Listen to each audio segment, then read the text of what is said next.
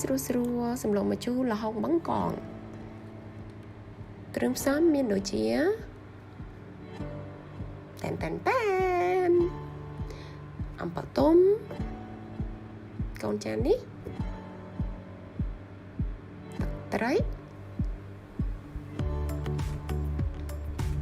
ម្សៅស៊ុប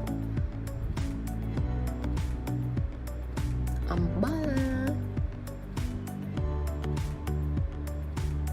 របស់មុនផ្លេចបានគឺរំដេងដើម្បីកាត់ឆ្អាបបងប្អូន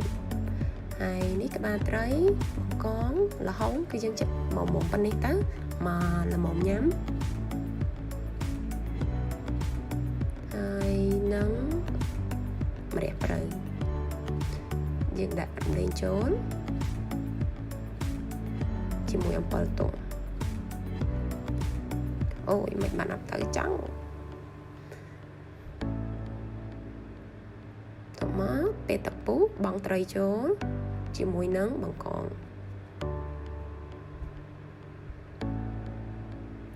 តែន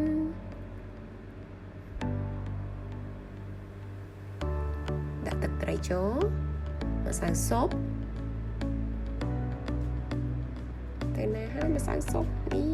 right here ម្សៅស៊ុបជាមួយនឹងអំបិលអូខេបន្ទាប់មកទៀតខោបទុកចាំដល់ទឹកពុះចាំដាក់ល្ហុងចូលអាហ្នឹងអត់មានរូបទេព្រោះភ្លេចថតរូប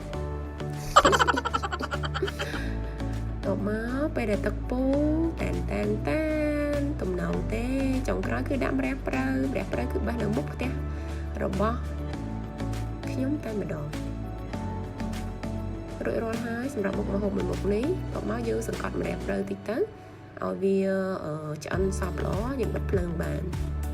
រួចរាល់សម្រាប់សម្លម្ជូរបង្កង